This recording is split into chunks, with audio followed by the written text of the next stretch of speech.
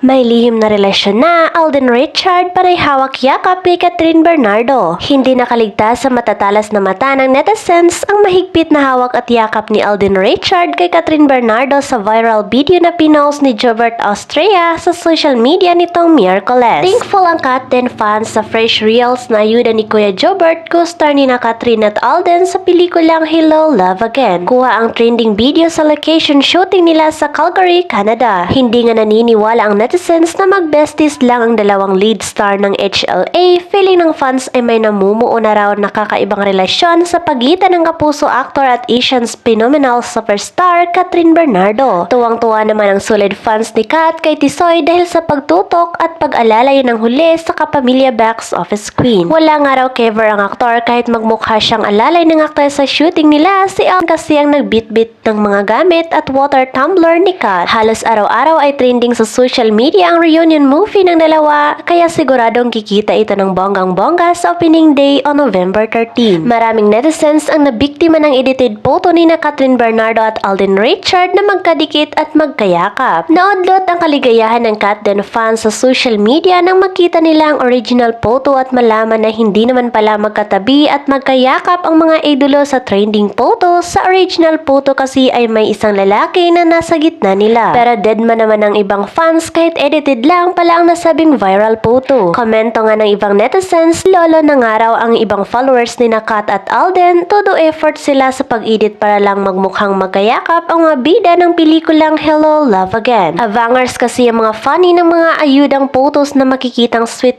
ang Kat din habang nagsushooting sa Canada ng kanilang reunion movie. Mukhang inip na ang mga funny kaya sila na mismo ang gumagawa ng paraan kaloka. Kinaaliwan naman sa social media ang nasabing effort ng Katden fans at maging ang mismong lalaki na binura sa gitna nila ay natuwa rin sa pagiging dilolo ng mga fans online. Anyway, sakalam naman talaga ang tambalang Katden dahil everyday ay trending ang mga kwento sa shooting ng kanilang reunion movie. Nangangamoy blockbuster nga ang Hello, Love Again. Kabugin kaya ang reunion movie ni na Kathryn at Alden ang kinita ng first movie nila?